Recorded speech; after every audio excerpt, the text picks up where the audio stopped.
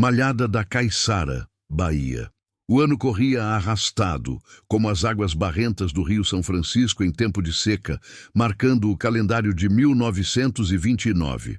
Naquela terra onde o sol não pede licença para queimar a pele e o destino de uma mulher parecia talhado na pedra antes mesmo de ela nascer, o silêncio dentro da casa de um sapateiro gritava mais alto que o barulho do martelo batendo na sola de couro. José Miguel da Silva, conhecido nas redondezas e nos registros de batismo como Zé de Neném, acreditava ser o dono do mundo dentro daquelas 4 paredes de taipa. Ele acreditava que a aliança no dedo daquela moça bonita, de olhos vivos e sorriso que escondia mistérios, era uma corrente indestrutível. O pobre Zé. Ele entendia de remendar calçados, de costurar o passo alheio, mas não fazia ideia de que bem ali, ao alcance de sua mão calejada, dormia um vulcão prestes a entrar em erupção. Ele achava que a rotina, aquela pasmaceira de dias iguais, seria suficiente para segurar Maria Gomes de Oliveira. O que ele não sabia e o que a história tratou de ensinar com a crueldade de um punhal afiado é que o sertão tem seus próprios reis, e eles não usam coroa de ouro, nem sentam em tronos de veludo. Eles vestem chapéu de couro adornado com estrelas de prata, caminham sobre a caatinga como se flutuassem sobre os espinhos e carregam no olhar a promessa de uma liberdade que a lei dos homens brancos da cidade jamais compreendeu. Naquele tempo, o nome de Virgulino Ferreira da Silva não era apenas um nome. Era um sussurro que percorria as feiras, que entrava pelas frestas das janelas nas noites de ventania, que fazia os coronéis trancarem seus cofres e as mães rezarem o credo. Mas para Maria, a Maria Deia, filha de José de Felipe e Maria Joaquina, aquele nome não trazia o medo gélido que acometia os fracos. Ao contrário, quando as histórias chegavam, trazidas pelos almocreves e viajantes que passavam pela fazenda, os olhos dela brilhavam com uma intensidade que Zé de Neném, em sua mediocridade doméstica, jamais conseguiu despertar. Diziam que Lampião era o terror, a besta fera, o cão coxo. Mas o coração de Maria, sábio e inquieto, ouvia outra coisa. Ela ouvia a história de um homem que foi empurrado para a vida no cangaço não por maldade, mas por uma busca implacável por justiça, um capitão que se levantou quando a lei se ajoelhou perante o dinheiro dos poderosos. Para ela, Virgulino não era o bandido. Era a resposta para todas as perguntas que ela fazia, olhando para o horizonte poeirento da Bahia. A ironia do destino é uma senhora caprichosa que gosta de tecer suas tramas bem debaixo do nariz dos desatentos. Enquanto Zé de Neném se preocupava com o preço da linha e a qualidade do couro que chegava de Paulo Afonso, sua esposa bordava lenços. Não eram lenços comuns, eram pedaços de pano onde ela depositava seus sonhos, ponto a ponto, cruz a cruz.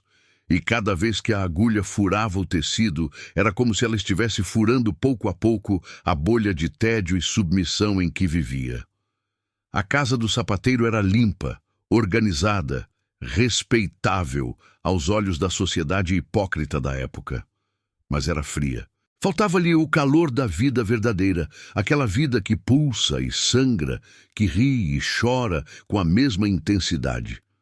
Maria sentia-se uma onça presa em jaula de canário. O casamento, arranjado nas conveniências e nas expectativas de pais e vizinhos, revelou-se um sapato apertado demais, daqueles que ferem o calcanhar e impedem a caminhada. E Zé? Zé era o homem que se contentava com a sombra, enquanto Maria ansiava pelo sol do meio-dia, mesmo que ele a queimasse viva. Ninguém na malhada da Caiçara poderia prever que a visita do rei do cangaço àquela região não seria marcada pelo estampido do fuzil Mauser ou pelo cheiro acre de pólvora queimada, mas sim pelo perfume de uma mulher insatisfeita e pela audácia de um amor proibido. A história oficial, Aquela escrita em gabinetes refrigerados por homens que nunca pisaram no espinho do chique-chique, gosta de dizer que Lampião raptou, que houve violência, que foi um ato de barbárie. Mas quem conhece o chão do sertão, quem ouviu os sussurros dos velhos que viram a poeira levantar, sabe que a verdade é outra. Sabe que a porta da gaiola não foi arrombada de fora para dentro. A tranca foi aberta por dentro. O ferrolho correu silencioso, movido por mãos femininas que tremiam não de pavor, mas de uma ansiedade incontrolável pelo encontro com o desconhecido.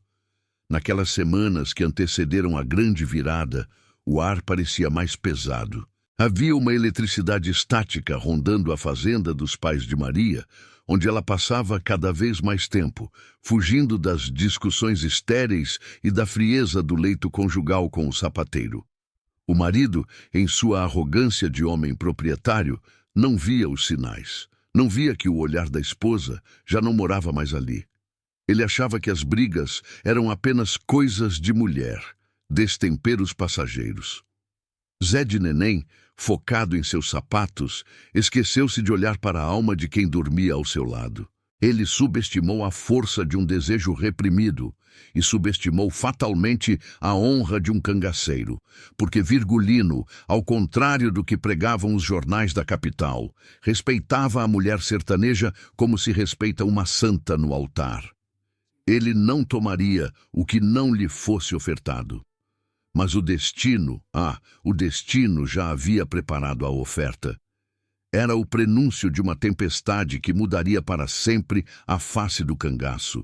Até então, o bando era um clube de homens, guerreiros nômades que deixavam seus amores para trás ou os visitavam furtivamente nas noites sem lua. Mulher não entrava no cangaço. Mulher era para ficar em casa, rezando, esperando, chorando. Essa era a regra. Essa era a lei não escrita de séculos de banditismo rural.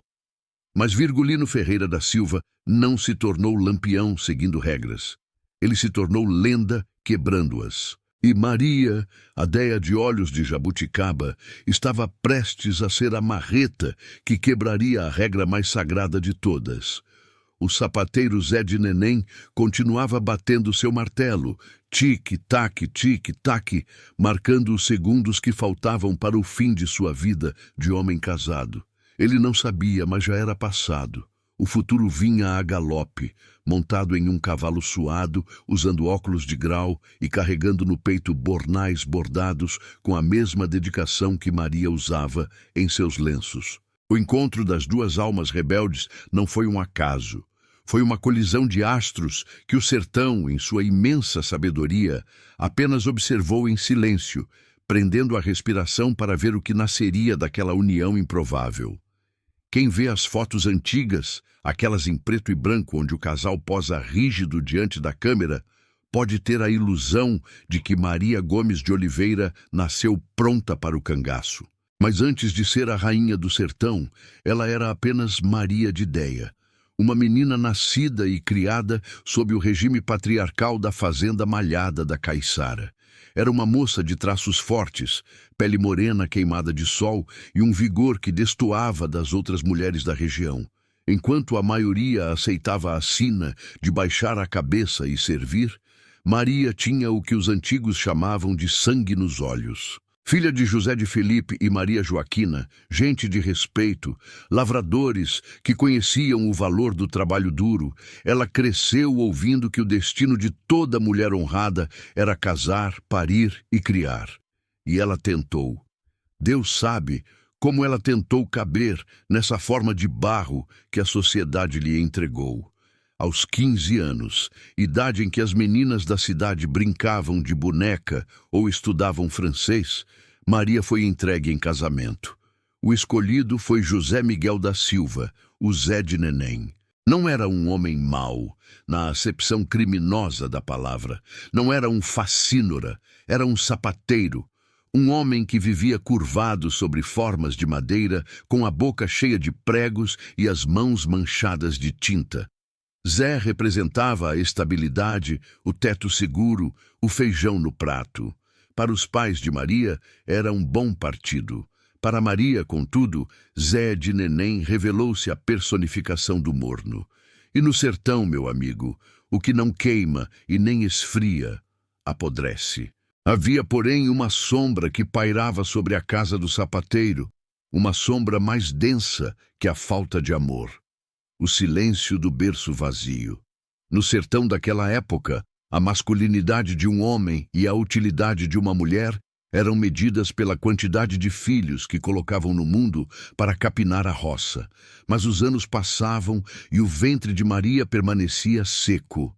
Nas rodas de conversa, nas calçadas ao entardecer, os sussurros eram cruéis. Diziam as más línguas que a falha não era dela, mas dele. A apelidavam Zé de Frouxo. Insinuavam que sua ferramenta de trabalho não funcionava na alcova como funcionava na sapataria. A infertilidade era um fantasma que sentava à mesa com eles todos os dias. Maria sentia a cobrança nos olhares das vizinhas, sentia a vergonha alheia e sentia, acima de tudo, a frustração de estar presa a um homem que, além de não lhe dar o fogo da paixão, não lhe dava o fruto da maternidade. A casa era um túmulo de esperanças não nascidas. As brigas tornaram-se constantes. Não eram brigas de pratos quebrados, mas daquelas piores, as do desprezo silencioso. Zé de Neném, ferido em seu orgulho de macho sertanejo, tornava-se cada vez mais distante, ríspido, afundando-se no trabalho e na bebida ocasional, tratando Maria ora como um estorvo, ora como um objeto decorativo que falhou em sua função. Ele não via a mulher vibrante que tinha em casa, via apenas o lembrete diário de sua própria insuficiência. Maria, por sua vez, sentia a juventude escorrer por entre os dedos. Ela tinha 19, 20 anos. O corpo pedia vida, a alma pedia mundo, mas a realidade lhe oferecia apenas o cheiro de cola de sapato e a visão das costas curvadas do marido. Foi nesse cenário de terra arrasada emocional que a figura de Virgulino Ferreira da Silva começou a ganhar contornos de realidade, deixando de ser apenas lenda. Diferente de Zé, Lampião não era um homem de meias solas. Ele era o capitão, um homem que anos antes vira a polícia matar seu pai e jurar a vingança, transformando-se no flagelo e na justiça do sertão. Lampião não vivia curvado. Ele andava de cabeça erguida, desafiando governadores e volantes. Ele era a antítese absoluta do sapateiro. Onde Zé oferecia segurança e tédio, Lampião oferecia perigo e glória. Lampião frequentava a região da Malhada da Caiçara não para saquear os pobres, mas porque ali tinha amigos, coiteiros leais. A família de Maria não era inimiga do cangaço. Pelo contrário, no complexo xadrez social do Nordeste, muitos fazendeiros davam guarida ao bando em troca de proteção ou por simples respeito à figura de Virgulino. Quando o bando acampava por perto, o ar mudava. Eram homens que vestiam cores, que usavam anéis de ouro, que perfumavam-se com extratos caros roubados dos estoques das cidades grandes.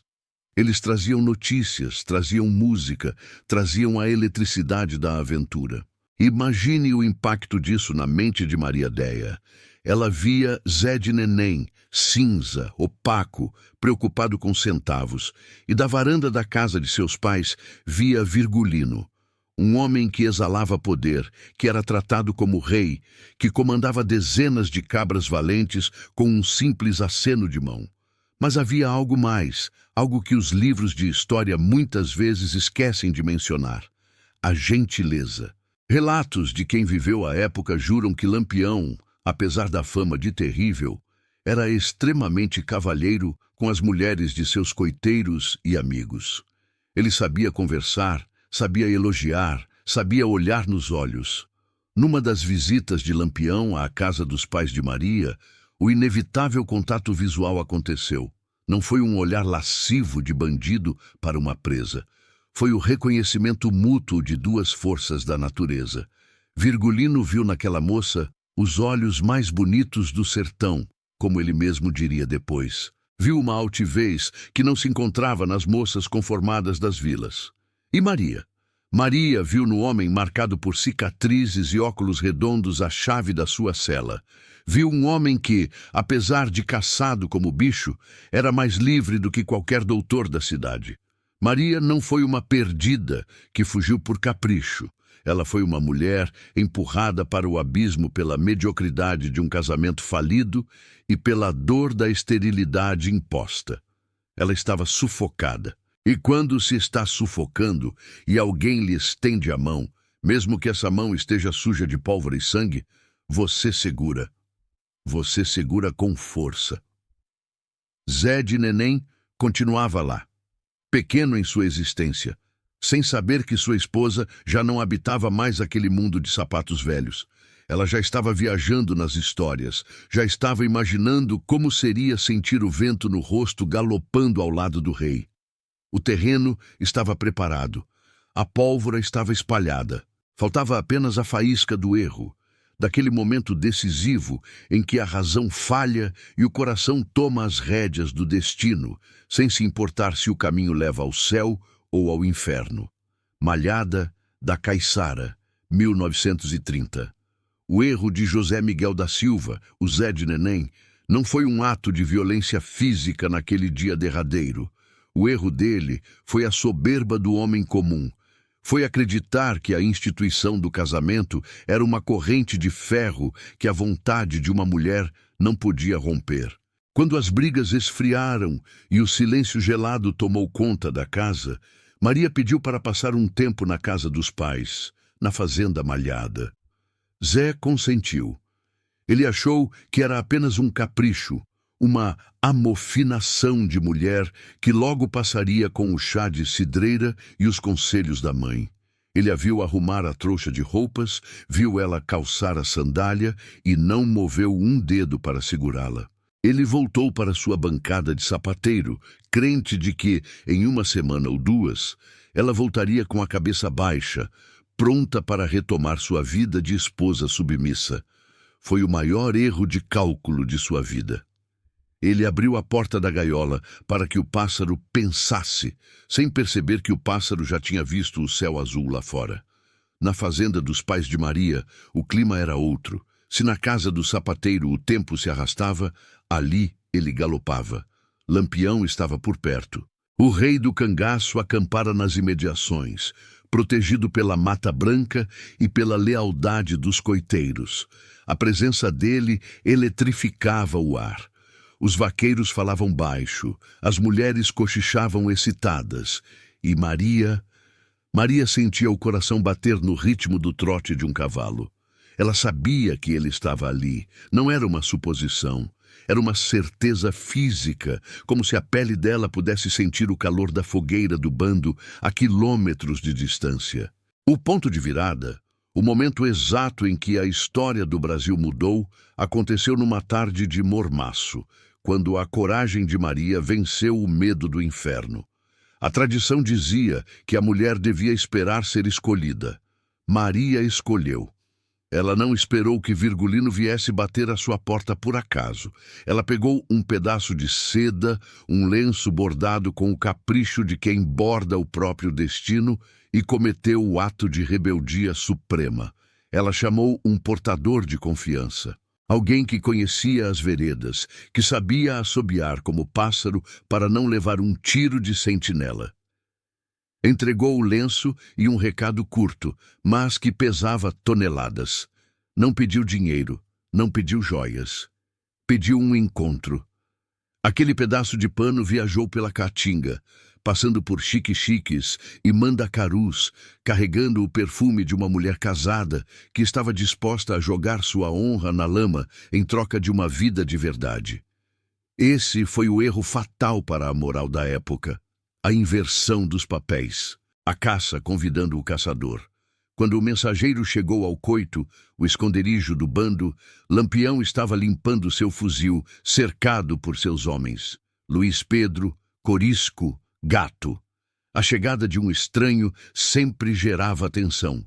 Mãos foram aos gatilhos, olhos se estreitaram. Mas o portador não trazia ameaça, trazia o convite.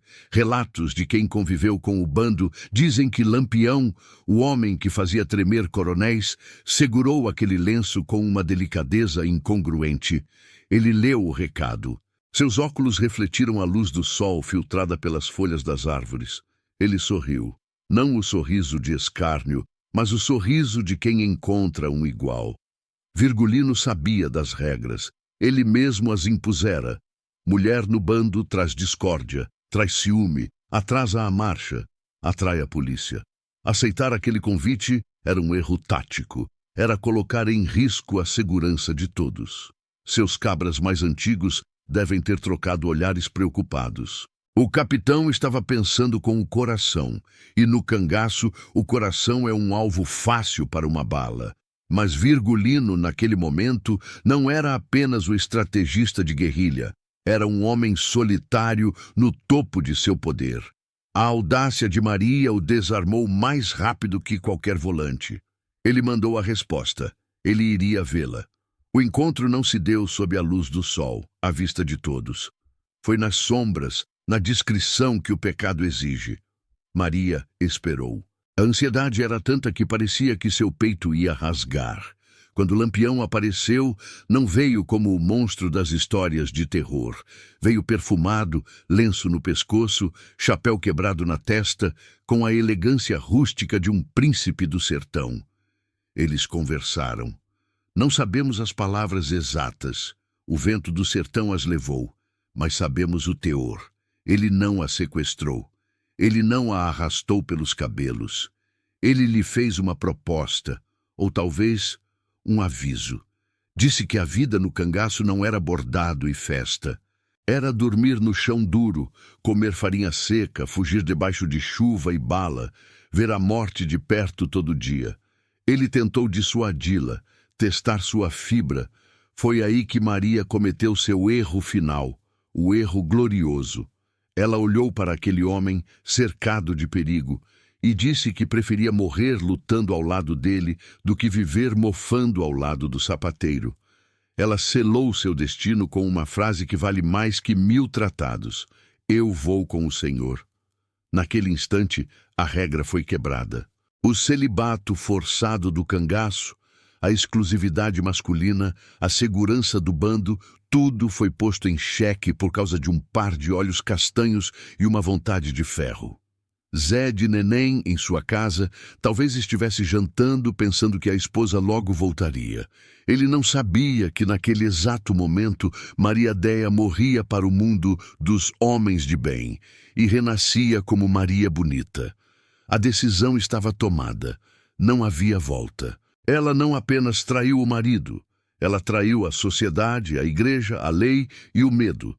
E Lampião, ao aceitá-la, cometeu o erro que humanizaria sua lenda e, anos mais tarde, facilitaria sua queda. Ele permitiu que o amor entrasse na trincheira. A noite caiu sobre a malhada da caiçara. O silêncio voltou, mas agora era um silêncio carregado de promessa e perigo.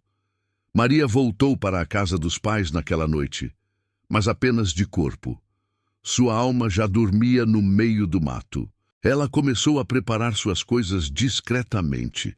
Não levava vestidos de festa, levava o essencial. Cortou os cabelos, adaptou as vestes, estava se despindo da dona de casa. O erro estava consumado, a sorte estava lançada. E o sertão, que tudo vê, preparou-se para a tempestade que viria no rastro daquela paixão proibida. O intervalo entre a decisão tomada e o ato consumado é onde mora o verdadeiro tormento. Se o sim de Maria já havia sido dito nas sombras, a execução daquela promessa exigia um teatro perigoso à luz do dia. A fazenda dos Oliveira, antes um refúgio de paz familiar, transformou-se em um barril de pólvora com o estopim aceso e encurtando a cada segundo. Maria não podia simplesmente sair pela porta da frente carregando malas. Ela era uma mulher casada, vigiada pelos olhos da moralidade vizinha e pelo fantasma da presença do marido, que a qualquer momento poderia surgir na curva da estrada exigindo seu retorno. O clima na casa era de um velório antecipado. José de Felipe e Maria Joaquina, pais de Maria, percebiam a mudança na filha. Não era preciso ser adivinho para notar. Maria cortava os vestidos, não para consertar bainhas, mas para encurtá-los. Naquela época, mulher que mostrasse o tornozelo era mal falada. Mulher que encurtasse a saia para andar no mato era doida ou cangaceira. Maria adaptava suas roupas com a urgência de quem prepara uma armadura. O som da máquina de costura e da tesoura rasgando o pano soava alto demais no silêncio da tarde, como um relógio fazendo a contagem regressiva para o fim de uma era. Ela reforçava costuras, improvisava bornais, preparava o enxoval da guerra. Do lado de fora, a tensão não era menor. A notícia de que Lampião estava plantado na região começou a vazar como água em pote rachado. O sertão tem ouvidos nas pedras e boca no vento. Os coiteiros traziam os avisos sussurrados. As volantes estavam se movendo. As forças policiais da Bahia e de Pernambuco, comandadas por tenentes sedentos de sangue e promoção, farejavam o rastro do capitão. Normalmente, Lampião era um fantasma. Atacava e sumia. Nunca dormia 2 noites no mesmo lugar. Mas agora, por causa de um par de olhos morenos, o rei do cangaço estava estático. Ele estava vulnerável. No acampamento, escondido na densura da Caatinga, a poucos quilômetros da fazenda, o ar era irrespirável. Homens como Corisco, Luiz Pedro e Zé Baiano, veteranos de 1000 combates, limpavam suas armas com um nervosismo atípico. Eles olhavam para o capitão e viam um homem enfeitiçado. A regra era clara. Movimento é vida, paralisia é morte. Ficar ali esperando uma moça de família se arrumar era um suicídio tático. Cada estalo de galho seco na mata fazia 30 fuzis se voltarem para a escuridão. O medo não era do combate, o cangaceiro não teme a bala. O medo era da traição, do cerco, da tocaia armada, enquanto o chefe suspirava de amores. Lampião, contudo, mantinha-se impávido externamente. Sentado sobre uma pedra, polindo os anéis que enchiam seus dedos, ele calculava os riscos. Ele sabia que os macacos, como chamavam os soldados volantes, estavam fechando o cerco. Ele ouvia o latido distante dos cães e sabia interpretar o vôo assustado dos pássaros. A prudência gritava: "Vá embora, Virgulino! Deixe essa mulher e salve seu couro!" Mas a solidão do comando é um peso que poucos entendem. Ele queria aquela mulher ao seu lado não apenas por desejo, mas para provar, talvez a si mesmo, que ele podia ter o que quisesse. Que ele era maior que a lei, maior que o medo e maior que o destino de solidão imposto aos fora da lei. Na fazenda, a última noite chegou. Não houve lua.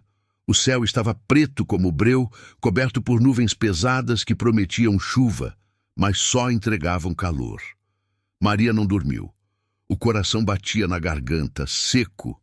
Ela olhava para as paredes da casa onde cresceu, para a rede onde dormia, para os santos no oratório da mãe. Sabia que nunca mais veria aquilo com os mesmos olhos. Se sobrevivesse, voltaria como criminosa. Se morresse, seria apenas uma memória triste. O cheiro de café passado no fim da tarde ainda pairava na cozinha, misturado agora com o cheiro metálico do medo. De repente, o sinal. Não foi um tiro, nem um grito. Foi o pio de uma nambu, repetido 3 vezes num ritmo que ave nenhuma faria. Era o código. Os sentinelas do bando estavam na orla da mata, esperando. Era a hora. Maria levantou-se. Não levou joias, não levou dinheiro do marido, não levou nada que remetesse à vida de dona de casa. Vestiu a roupa que havia preparado, calçou as alpercatas de couro cru, amarrou um lenço na cabeça para proteger os cabelos dos espinhos. Olhou-se no espelho pequeno pendurado na parede de taipa. A imagem refletida já não era a de Maria de Déa, esposa do sapateiro. Ali, na penumbra trêmula da lamparina de querosene, nascia Maria bonita. A despedida dos pais foi um ato de silêncio doloroso. O que se diz a uma filha que está partindo para o inferno por vontade própria? José de Felipe, homem duro do sertão, tinha os olhos marejados. Ele sabia que não podia impedi-la. Tentar segurar Maria seria como tentar segurar ventania com as mãos. Maria Joaquina abraçou a filha com a força do desespero, benzendo-a repetidamente, enfiando um rosário em seu bolso. "Vá com Deus, minha filha", sussurrou, embora soubesse que ela estava indo com o diabo, segundo a igreja. Maria cruzou o terreiro. O cachorro da família levantou a cabeça, mas não latiu. Reconheceu a dona e voltou a dormir, ignorante de que ela nunca mais lhe faria um carinho. O vento quente bateu no rosto dela. A cada passo que a afastava da casa e a aproximava da mata escura, a tensão aumentava. Ela esperava ouvir a voz de Zé de Neném gritando seu nome. Esperava ouvir o tropel da polícia chegando para impedir a fuga. Cada sombra de Mandacaru parecia um soldado agachado.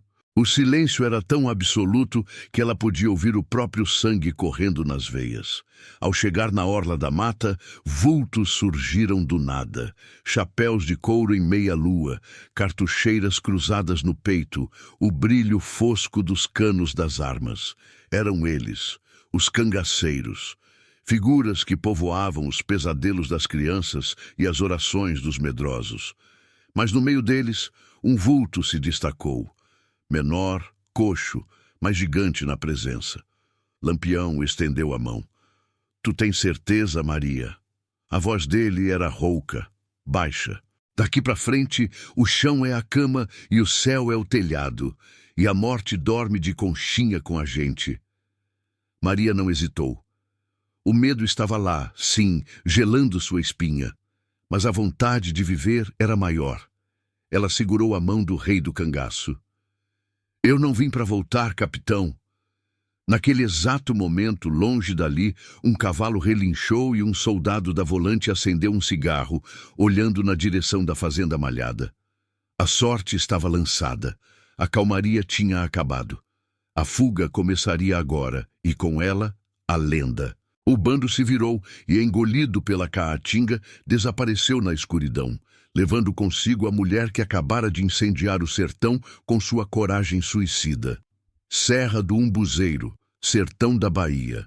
A lua de mel de Maria Déia não teve lençóis de seda nem café na cama. Teve espinhos de chique-chique rasgando a pele, sol de rachar mamona e uma marcha forçada que faria um soldado treinado pedir água. O bando não parava. Lampião sabia que o rapto, consentido ou não, havia mexido com o brio das autoridades. Uma coisa é roubar um cofre, outra é roubar a mulher de um homem de bem sob o nariz da sociedade. O tenente João Bezerra e suas forças volantes estavam no rastro, farejando o chão como perdigueiros, movidos pelo ódio e pela promessa de recompensa. 2 dias de caminhada. O corpo de Maria, acostumado ao trabalho doméstico e ao bordado, gritava. Os pés estavam em carne viva dentro das alpercatas novas. A sede era um punhado de areia na garganta, mas ela não reclamava. Ela sabia que no cangaço a reclamação é o atestado de fraqueza, e a fraqueza é o convite para ser deixado para trás. Ela olhava para as costas de Virgulino, que seguia à frente, incansável, e buscava forças na própria teimosia. Mas o sertão cobra um pedágio caro para quem ousa desafiá-lo, e a cobrança chegou numa manhã cinzenta, num grotão de pedra onde o eco traiçoeiro esconde a morte. O silêncio foi quebrado não por um grito, mas por um estalo seco metálico. O som inconfundível de um ferrolho de Mauser sendo manobrado. "Macaco na área!" O grito de Corisco rasgou o ar antes mesmo do primeiro tiro. O mundo explodiu. Se você nunca esteve sob fogo cruzado na Caatinga, não consegue imaginar o som. Não é como no cinema. É um barulho ensurdecedor, seco, uma chuva de chumbo que faz as pedras lascarem e zunirem como vespas furiosas perto do ouvido. A volante tinha montado uma tocaia perfeita, em formato de ferradura, cercando o bando contra um paredão de rocha. Maria travou por 1 segundo. 1 segundo apenas. O tempo suficiente para ver a poeira levantar a 1 palmo do seu pé, onde uma bala de fuzil acabara de se enterrar. A realidade da sua escolha bateu-lhe no rosto com a força de um tapa. Aquilo não era romance, não era a história bonita que os violeiros cantavam. Aquilo era a morte feia, barulhenta e suja, vindo buscá-la vestida de farda caque. "No chão, Maria!" A voz de Lampião soou sobre o tiroteio, não com carinho, mas com uma autoridade brutal. Ele não correu para abraçá-la. Ele não se jogou na frente dela como um herói de folhetim. Ele se abrigou atrás de uma catingueira e abriu fogo. Lampião em combate era uma máquina. A leveza do amante desaparecia, dando lugar à frieza do guerreiro. Ele atirava, manobrava, gritava ordens para Luiz Pedro e Zé Baiano, organizando a defesa no meio do caos. Maria se jogou no chão pedregoso, sentindo o gosto de terra e pólvora. O coração batia tão forte que parecia querer quebrar as costelas. Ao seu lado, um cangaceiro jovem, recém-entrado no bando, tombou sem dar um grito. A vida apagada num piscar de olhos, o sangue manchando a terra seca num tom escuro e viscoso. Foi o batismo de fogo. Ali, com o nariz na poeira, vendo a morte levar um companheiro a metros de distância, Maria Déia morreu definitivamente. O medo paralisante tentou dominá-la, tentou fazê-la chorar, gritar, pedir pela mãe. Mas algo dentro dela, aquela mesma força que a fez enviar o lenço bordado, assumiu o controle. O instinto de sobrevivência é uma fera que dorme até ser acordada pelo cheiro de perigo. Ela viu Lampião olhar para ela. Um olhar rápido por cima dos óculos. Ele estava testando-a. Se ela entrasse em pânico, seria um fardo. Se ela corresse, morreria. Ela precisava ser cangaceira, agora ou nunca. "Peguem os bornais! Vamos romper pelo flanco direito!" urrou o capitão. A ordem era de retirada, não de rendição. Sob uma chuva de balas que cortava as folhas das árvores acima de suas cabeças, o bando começou a se mover. Era uma dança macabra. Atirar e correr. Atirar e correr. Maria levantou-se. As pernas tremiam, mas obedeciam. Ela agarrou as bolsas de mantimentos do cangaceiro caído, o peso morto da sobrevivência, e correu. Correu como nunca havia corrido na vida. O ar queimava os pulmões. Os galhos batiam no rosto, rasgando a pele, mas ela não sentia dor. Só sentia a urgência. A volante gritava insultos lá de baixo, vozes de homens que queriam seu sangue, que a chamavam de nomes impublicáveis, que queriam exibi-la como troféu na praça da cidade. Aquilo lhe deu raiva, e a raiva é combustível melhor que o medo. Lampião cobria a retaguarda. Seu fuzil cospe a fogo, mantendo os soldados de cabeça baixa. Ele era o escudo humano que permitia a fuga. Quando finalmente romperam o cerco, entrando num emaranhado de espinhos onde os soldados não ousariam segui-los, o tiroteio cessou, substituído apenas pela respiração ofegante dos sobreviventes e pelo som dos passos apressados na folha seca. Eles pararam quilômetros depois, num lajedo alto, longe do alcance das balas. O sol estava a pino. Maria deixou o corpo cair sobre a pedra quente.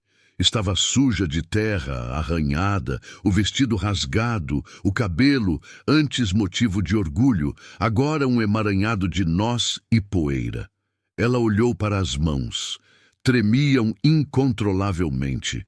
A adrenalina estava baixando, deixando o gosto amargo do choque. Lampião aproximou-se. Ele limpou o suor da testa com o lenço do pescoço. Não havia sorriso. Havia respeito. Ele olhou para ela, depois para o caminho de onde vieram, onde a fumaça da pólvora ainda devia estar se dissipando. "Bem-vinda ao cangaço, Dona Maria", disse ele, seco. "Hoje a senhora nasceu de novo, mas não se acostume. Amanhã a gente morre outra vez." Maria olhou para o horizonte. A casa do sapateiro Zé de Neném parecia uma lembrança de outra vida, de outro século. Aquele tiroteio havia queimado a ponte de volta. Não havia mais retorno para a inocência. Ela tinha sobrevivido. E ao sobreviver, tinha provado que seu lugar não era costurando sapatos, mas ali, no meio do inferno, ao lado do diabo, segurando a própria vida com as unhas e os dentes. O sertão a havia batizado, não com água benta, mas com chumbo quente, e ela, Maria Bonita, havia aceitado o sacramento.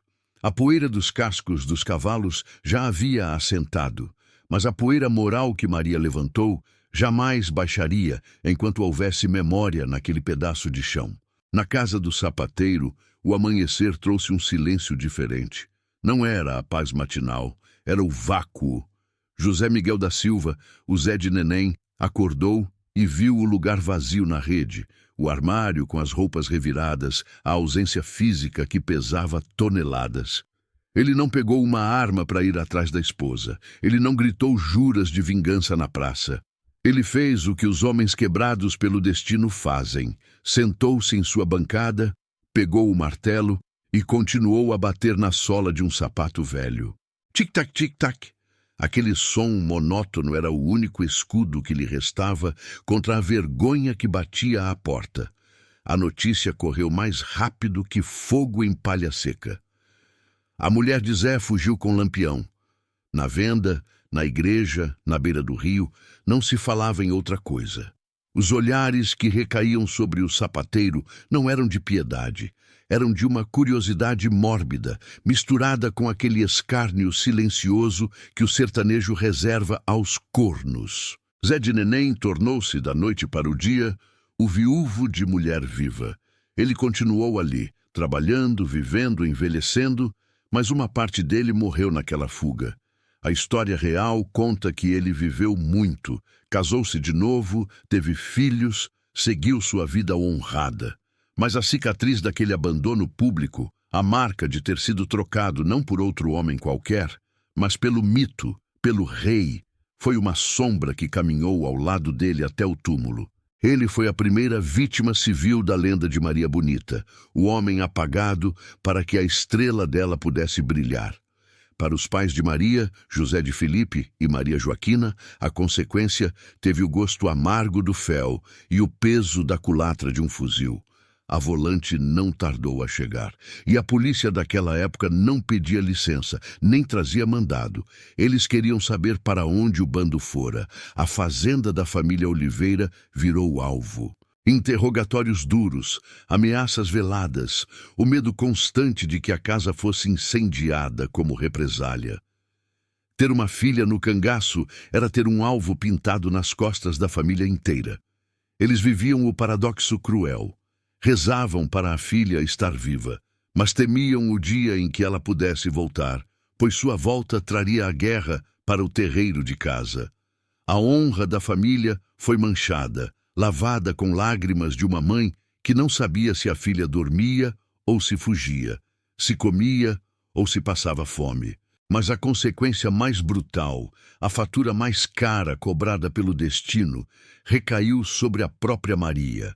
O romance do cangaço, aquele das canções e dos cordéis, omitia a parte sangrenta da maternidade na caatinga. Maria engravidou. E o sertão não tem berçário.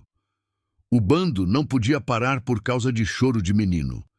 A regra de Lampião era de ferro, mas também de uma crueldade necessária. Criança não fica no bando.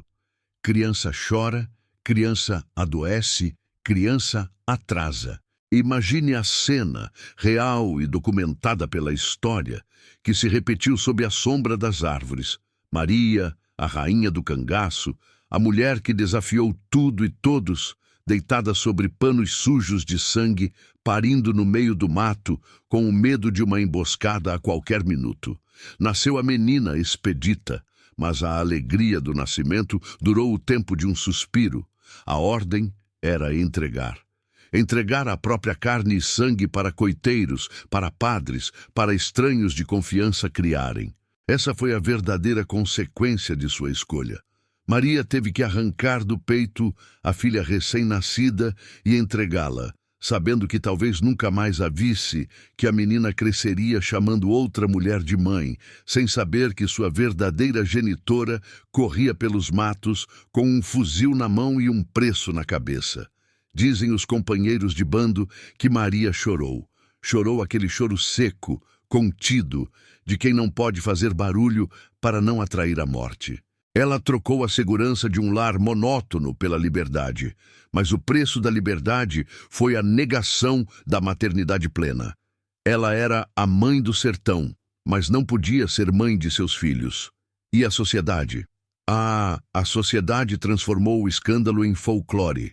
Os jornais do litoral, sedentos por sangue e drama, estamparam a foto do casal. Maria deixou de ser a adúltera da malhada da Caiçara para se tornar a Maria Bonita. O apelido, que ela mesma pouco ouviu em vida, virou marca. Mulheres na cidade começaram a copiar o jeito dela amarrar o lenço, ignorando o sofrimento real que aquele pano escondia. O cangaço mudou. A presença de Maria abriu a porteira para outras mulheres. Dadá, Sila e Nassinha. O bando deixou de ser um monastério guerreiro e virou uma tribo nômade de famílias despedaçadas. A violência não diminuiu. Ela se tornou mais complexa, mais apaixonada e, por vezes, mais desesperada. As cicatrizes invisíveis se espalharam por todo o Nordeste. Onde o bando passava, deixava um rastro de medo misturado com admiração. Mas no fundo dos olhos de Maria, naquelas fotos granuladas que sobreviveram ao tempo, se você olhar bem, não vê apenas a altivez da guerrilheira. Vê a sombra da mulher que deixou um marido humilhado para trás e entregou filhos para o mundo. Vê a consciência pesada de quem sabe que a festa da liberdade tem hora para acabar e que o garçom, no final, sempre traz a conta escrita em sangue. A consequência final não foi imediata, foi um veneno lento. Foi viver cada dia sabendo que a volta era impossível. Zé de Neném continuava lá, vivo, lembrando a ela o que ela desprezou. Os filhos cresciam longe, lembrando a ela o que ela sacrificou. E a polícia chegava cada vez mais perto, lembrando a ela o que a esperava. Maria viveu intensamente, sim. Mas viveu assombrada pelos fantasmas de suas próprias escolhas, caminhando sobre o fio da navalha até o dia em que o sertão, cansado de tanta ousadia, cobraria o pagamento final na gruta de Angico. Mas isso é o fim da linha, não a consequência do começo. A consequência real foi viver sendo lenda enquanto se sangrava como humana. Grota de Angicos, Sergipe, 1938. 8 anos. Foi esse o tempo exato que durou a eternidade de Maria Bonita.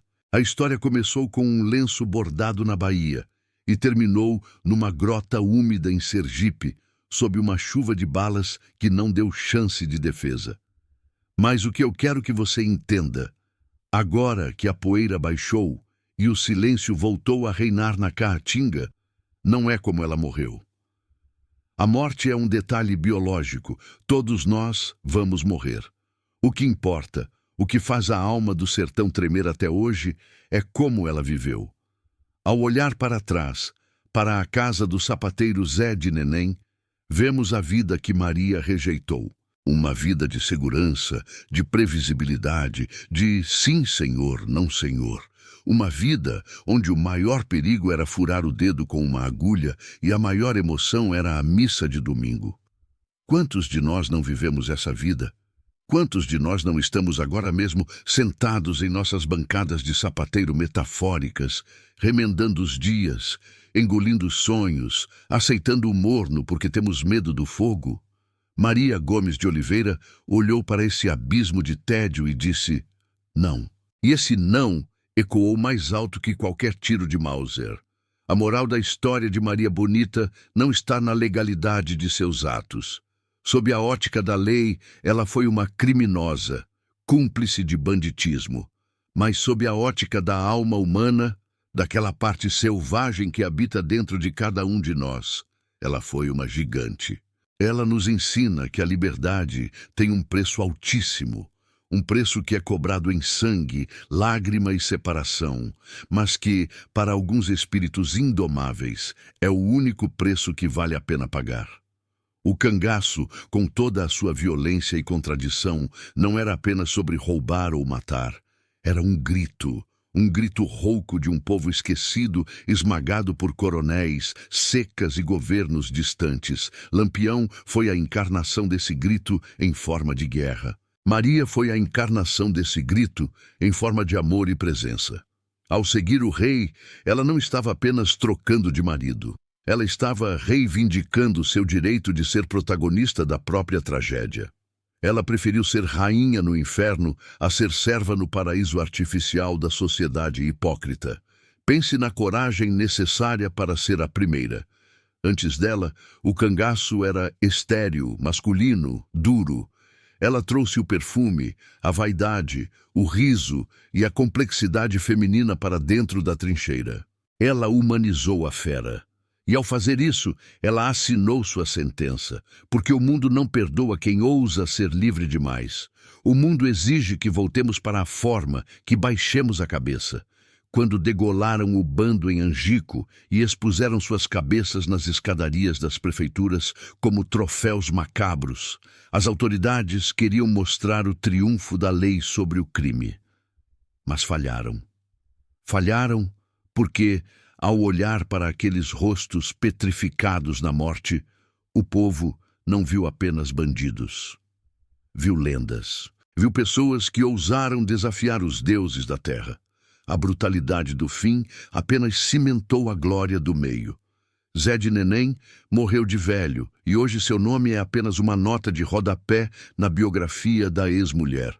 Maria morreu jovem, dilacerada, mas seu nome batiza ruas, músicas, cordéis e o imaginário de um país inteiro. A reflexão que o sertão nos deixa, sussurrada pelo vento que balança os chique-chiques, é dura como pedra. A vida não se mede em anos, se mede em intensidade. Maria Bonita não foi uma vítima das circunstâncias.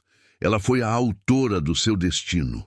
Ela pegou a agulha com a qual bordava lenços e usou-a para costurar sua própria mortalha, ponto a ponto, escolha a escolha. E fez isso de olhos abertos. No final das contas, o sertão não julga, o sertão apenas testemunha. Ele viu a menina insatisfeita, viu a amante corajosa, viu a mãe dolorida, viu a guerreira implacável. E quando a chuva lavou o sangue nas pedras de Angico, o que restou não foi o crime, nem o pecado. Restou a história de uma mulher que teve a audácia de querer tudo, sabendo que perderia tudo. Talvez, no fundo, todos nós tenhamos um pouco de Maria Déia dentro do peito, esperando apenas o convite de um lampião, seja ele uma ideia, um amor ou um sonho, para largar a segurança da sapataria e correr para o meio do mato, onde a vida é perigosa, curta, mas inegavelmente real. Porque é melhor queimar como uma estrela cadente no céu escuro da caatinga, do que apodrecer como uma vela esquecida numa gaveta trancada. E assim, o rastro dela não se apaga. Porque enquanto houver alguém disposto a desafiar o destino por um grande amor ou uma grande causa, Maria Bonita estará lá, sorrindo com aquele seu dente de ouro, lembrando a gente que o medo de morrer não pode ser maior que a vontade de viver.